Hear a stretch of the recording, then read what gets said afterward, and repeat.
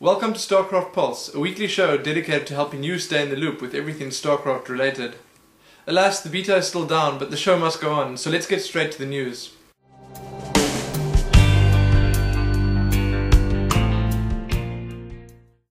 Two blue posts on the Starcraft II forums have let the community know that the Identify Nick system will be back with the next phase of the beta, with a twist.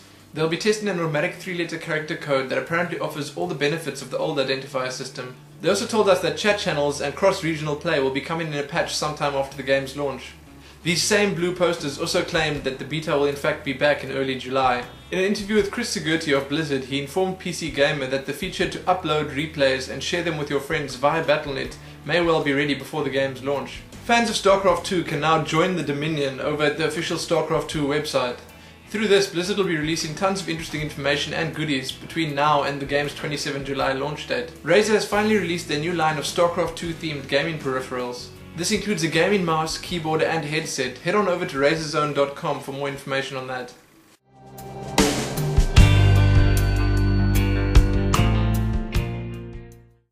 On Sunday night, the Starcraft Brood War tournament Fist's Wake took place. A total of 8 players battled it out until only 2 were left. In the finals we saw Mint Kreeflever and XTC Maus. Their games were action-packed and great to watch.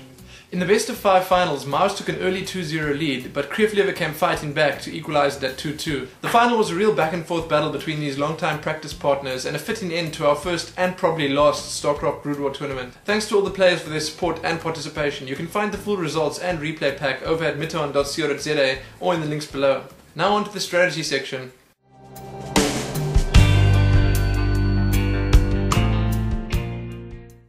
This week in the strategy section we're going to be once again covering a replay that some might not want done. I apologize for that, but with the beta down I don't really have very many choices. The Zerg Baneling Bust, as it's been called, can be used in some form against any matchup. This strategy was seen a lot more in the early stages of the beta, but some top players still use it to this day. But enough of that, let's get straight to the replay. Today's the first time I'll be using an international game. This game is between Demaga and Zayot. They are Zerg and Protoss respectively. So we have Demaga, the green Zerg, spawning at the bottom left, and Zayot, the blue Protoss, top right. We'll be starting our game as Zerg pretty normally, till about 14 supply. Now I must warn everyone, this isn't a strategy you do every game, it's just something to catch your opponent off guard with, or to do when you want to have a little fun. If you're playing against Protoss, send the overlord you started with across the map towards your opponent's base. It's always great to have a free scout. Just get those drones out, and on about 9 supply, or after your 3rd drone, start your first overlord. After that, just carry on producing drones again. Usually, Zerg play is very reactive. You would work your build around what your opponent is doing, so in this instance we're going against what Zerg would usually do. In this game, Zayot is not building at his mains ramp as Protoss usually do, but that won't change anything for us. The strategy we are using would have exactly the same effect no matter where he builds. This would probably be considered an all-in strategy, as if you mess up the first push and fail to keep the early pressure on and do enough damage to your opponent, you'll really struggle to make it into mid-game. So when you're on about 14 supply, save those 225 minerals you'll need for your spawning pool and extractor. Get them both down now. After that, you'll build your last 3 drones and another overlord. Now after those 3 drones, we don't want any more for the rest of the game. We'll have enough income to keep those Zerglings and Banelings coming.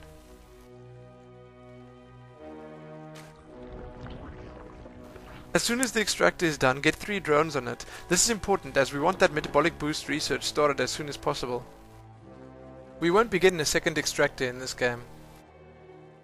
By now your overlord should have reached your opponent's base and you should be getting a good look around.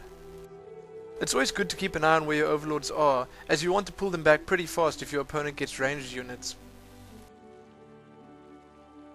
Once your spawning pool is finished, get that queen started.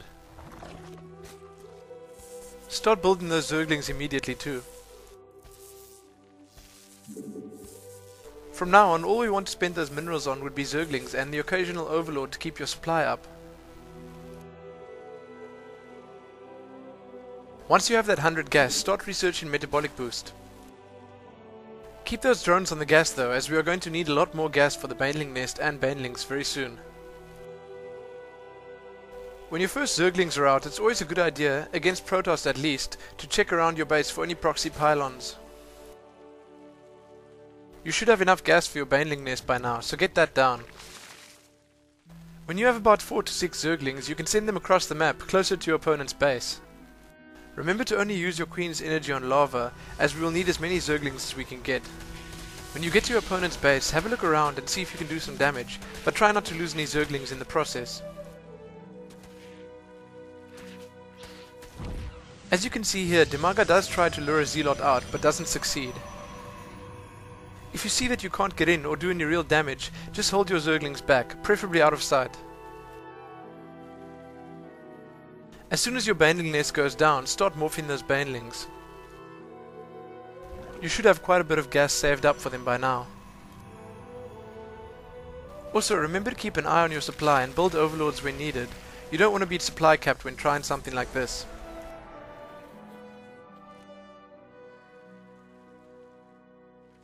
As you can see with the incomes, it's inevitable that we're going to be a bit behind, but that shouldn't matter if we end the game soon anyway.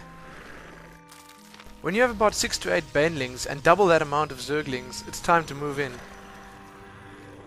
Remember to send the Banelings in first, you don't want them getting stuck behind the Zerglings. You should have sight of your opponent's base with your Overlord, so you'll know where to strike. It's usually better using those Banelings on buildings instead of units. Against Protoss, it's a good idea to go for those pylons first, as cutting power to their buildings does a lot to slow them down. As you can see, Dimaga has no problem at all breaking through this wall and killing most of Zayot's units with the first push. So once you've broken through, and assuming you're keeping those Zerglings coming as you should be, you can either deal with whatever your opponent has right there, or you can run your Zerglings to his main base and start harassing his mineral line. Even if your opponent scouted you at the start and saw this coming, and even then you might well just be ticking, there's only so much you can do to counter it. Careful when you send your Banelings in though. Banelings AI can be tricky sometimes, as it usually chooses to hit units before buildings, so you have to aim them right. This strategy is a nice trick to keep up your sleeve for those games you want to try and end quickly. Just remember, as I said before, it's not something you'd want to do every game, but knowing more strategies is never a bad thing and can only help you improve on the whole. That's it for this week. If you have any questions, just send me a message or ask in the comments. Check back here next week for more.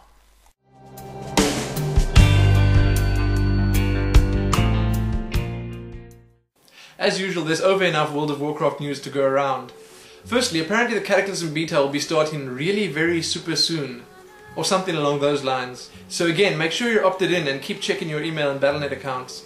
On Monday, the Midsummer Fire Festival started on all the World of Warcraft servers. You can all go get your achievements done and slay Frostlord Ahun for some easy epics. Patch 3.3.5 will apparently be applied on the US servers this week, with EU following the week thereafter. With this patch, Blizzard will be adding Battle.net integration and the Real ID friend system we first saw in Starcraft II to World of Warcraft. They'll also be adding the Ruby Sanctum raid, though it won't be available from day one, it should be opened within the next few weeks. Check over at any of these sites or in the links below for more on that. Just a few days ago, Blizzard released another preview for Cataclysm. This time we got a good look at the Grim Batol raid. It's said to be the new entry-level raid in Cataclysm. Head on over to any of the official Blizzard websites for more on Grim Batol. I've also linked a few interviews from the E3 gaming convention with Blizzard staff below if you'd like to do a bit more reading.